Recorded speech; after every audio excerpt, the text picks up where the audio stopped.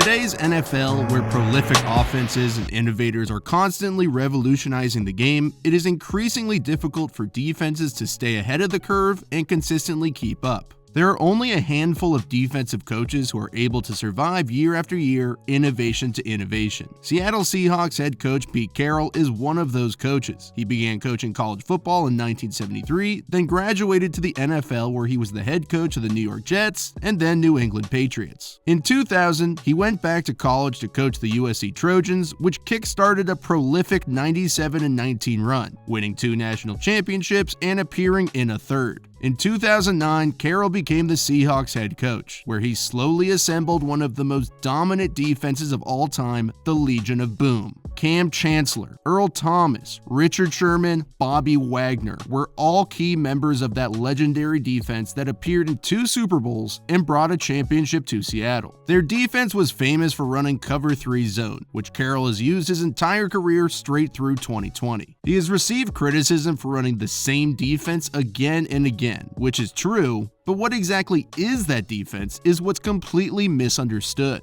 Carroll doesn't just play one type of coverage, but many coverages mixed into one. To compete against brilliant offensive minds, he matches his defense to what the offense is doing. To stay relevant and to match each and every offensive scheme, Carroll does just that. He plays pattern match coverages. A standard cover 3 zone has 3 defenders covering deep thirds of the field. In the second level, there are 4 defenders underneath occupying intermediate zones. When I say standard cover 3 zone, I mean it's a spot drop coverage. Each defender will drop to a spot regardless of where the receivers are running while keeping their eyes on the quarterback. This works in high school and sometimes in college, but if an NFL defense consistently plays these spot drop coverages, quarterbacks will rip them apart. There are gaping holes in this style of defense. In this spot drop cover 3 zone, the space in between the linebackers and safeties are areas a quarterback can consistently pick apart. If Carroll truly ran this simple coverage, he wouldn't have even cut it as the ball boy at USC. What he really runs is called cover 3 match, which is a zone coverage that turns into man coverage after the snap.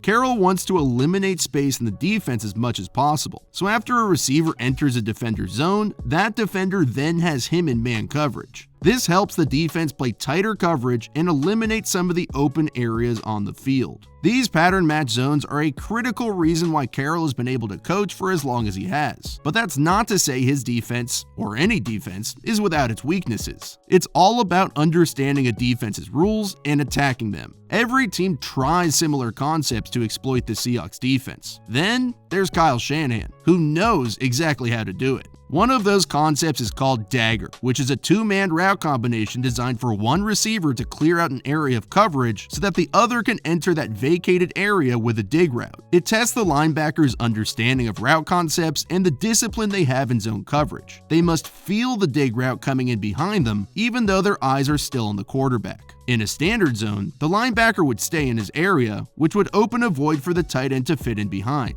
In Carroll's defense, the linebacker will man-match the tight end once he runs through his zone. Another difference in the 2 coverages is cornerback Shaq Griffin's assignment. Instead of dropping into his deep third, he will play a read technique, where he'll take the number 1 receiver in man coverage and follow him over the middle. We'll talk about how to exploit that technique a little bit later in this episode. On this dagger concept, the tight end runs the linebacker out of his zone. Then wide receiver Emmanuel Sanders runs a dig route into that area. The Sam linebacker KJ Wright doesn't slide with a dig behind him, but the pressure gets to Jimmy Garoppolo, who can't hit Sanders over the middle. Shanahan creates conflict for Wright in coverage by vertically stretching him with a high-low read. Running back Tevin Coleman comes out of the backfield as a checkdown and nestles in under Wright. This is called a vertical stretch. Wright has to sit back for the dig while also covering the checkdown. This is a calling card of a well-designed play. Fired Freddie Kitchens is a coach that struggled this season to add that underneath route, which didn't stretch the defense and allowed linebackers to sink deeper to cover the Browns' receivers downfield. Shanahan knows how to attack this zone match scheme, and he calls similar concepts every time he faces this defense. In Week 17, he called dagger out of a similar formation. However, tight end George Kittle is now running the dig, and Emmanuel Sanders is running the clear-out crossing route. The Seahawks are running a similar coverage with pattern matching principles. Though they have 2 high safeties instead of 1, the 49ers' plan of attack is the same. Clear out the linebacker with the cross, and high-low linebacker Bobby Wagner.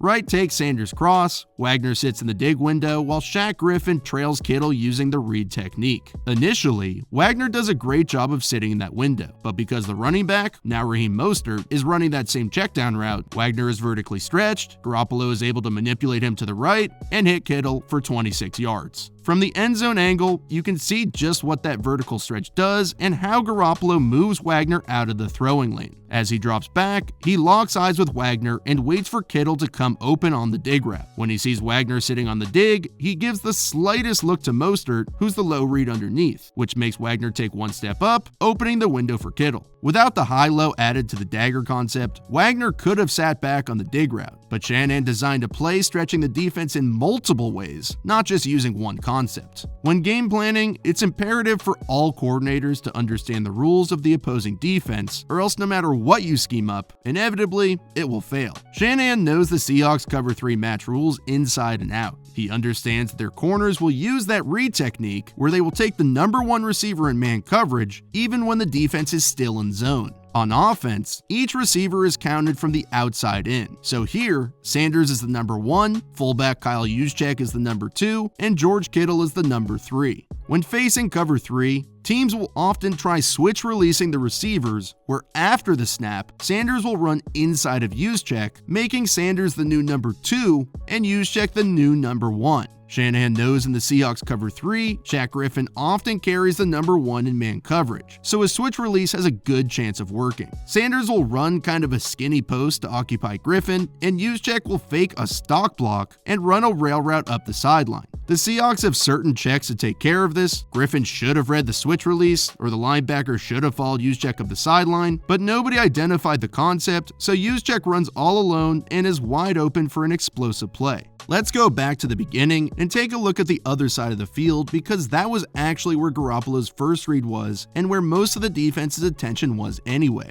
The Seahawks might have been better served to stop Juszczyk if the safety was lined up instead of the linebacker, but this shift is the result of the RPOs Shanahan's been running against the Seahawks for years, which he had already set up earlier in the game. And just so we're all on the same page, RPO stands for Run Pass Option. The offensive line will block as if the play is a run, though Garoppolo has the option to give the ball to the running back or keep it and throw it downfield. It's all predicated on a specific linebacker or safety who is the read man. In this case, it's safety Bradley McDougald. If he charges forward to stop the run, Garoppolo throws the slant. If he sits back, the ball is given to the running back, which takes a defender out of the box and opens the cutback lane. The Seahawks always play linebacker Michael Kendricks to the weak side, and usually on the line of scrimmage. Here, they switch him with McDougald to put a speedier defender to read the RPO. The 49ers call an actual play-action pass, which is designed to look like the RPOs they've been running, so the linemen know after faking the run action, they'll pass block. Garoppolo hopes to fool McDougald so the slant will come open behind him. When it doesn't, he goes to a second read, which is where the slower Kendricks is, who can't keep up with Juszczyk deep down the field. Let's look at an actual RPO to figure out how they work and why it caused the Seahawks to shift their coverage. This came in the first quarter and is a play Shanahan frequently called in past matchups. You can see Juszczyk is once again in the slot, but instead, McDougald is covering him and the linebacker Kendricks is back to the weak side in his usual down alignment. This is the Seahawks' regular 5-man front, 4 defensive linemen, and Kendricks to the weak side. Shanahan knows he can isolate Kendricks with an RPO. The offensive line will block like it's a run no matter if Garoppolo gives or keeps the ball, so if he does keep it, it has to come out fast. When Kendricks slowly starts to crash to stop the run, this opens a window behind him for the slant. This is a glaring weakness in the Seahawks defense and one that Shanahan takes advantage of frequently. I mean, he will basically call the same concept with the offensive line blocking the same way, and Garoppolo just reads the linebacker and hits the slant again and again. Having a down linebacker in the line of scrimmage gives the defense an advantage in the run game by covering an extra gap and makes them stronger against the run. But coordinators like Shanahan can easily identify that will linebacker and isolate him in RPOs all day long. At this point in the fourth quarter, with the 49ers winning 19-14 with 6 minutes left, the defense really has no idea what the hell is going on. There are so many motions, shifts, formations that look exactly the same and are devastating to defend against. Shanahan understands the Seahawks cover 3 match scheme as well as their base defensive front, their 4-3 under. They use a 4 defensive line, 3 linebacker defense, with one of those linebackers in that down alignment on the line of scrimmage, so it's really a 5-2. The under part of 4-3 under refers to the techniques or alignments that determine where the defensive linemen are positioned. An under front typically has 2-5 techniques, which means they are positioned to the outside shoulder of the offensive tackles, a 3 technique which aligns to the outside shoulder of the guard, and a 1 technique which is on the outside shoulder of the center away from the 3 technique. Most teams basically run an over or under defense. Under tells the 3 technique to align away from the strength of the offense, and the over front is very similar. It just tells the 3 and 1 techniques to switch spots. Both fronts have a bubble along the defensive line where nobody is covering. Pretty much all defensive fronts have a bubble, so it's really a pick your poison kind of a thing. The offense can't just attack the bubble every play because the defense knows its own weaknesses and how to defend against them. But if you attack at just the right time while disguising and sending motion the opposite way, it's basically stealing an empty gap, which is huge in the run game. The 49ers are running 1 back power out of shotgun, where the backside guard will pull to the front side and lead through the B gap, aiming directly for that bubble, while the rest of the line down blocks. The Seahawks slant their defensive line inside, which forces Bobby Wagner to gap exchange with defensive lineman Quentin Jefferson, who's taking the C gap. This is a poorly timed call and pulls Wagner away from the play. KJ Wright has the bubble in the B gap, and because of that bubble, the 49ers have an extra lineman with no defensive lineman to block. So left tackle Joe Staley climbs to right. Staley easily clears him out, creating a ton of space for Raheem Mostert to knife through the secondary for the deciding touchdown. Shanahan and Carroll have been facing off for years. Shanahan understands the flaws in Carroll's defense and how to exploit them. It speaks to Carroll's brilliance as a defensive coach that his defense has worked for this long, and I wanted to dispel the notion that during his Legion of Boom years or reign of terror at USC, he was basically playing Madden and just hitting X to call cover 3 zone. Shanahan understands this defense. He's studied it and battled against it for years, and Carroll knows it. If the Seahawks win in the wild card against the Eagles, they're likely headed to San Francisco for another showdown. Both sides know exactly what the other's game plan is, so they'll both be ready for round 3.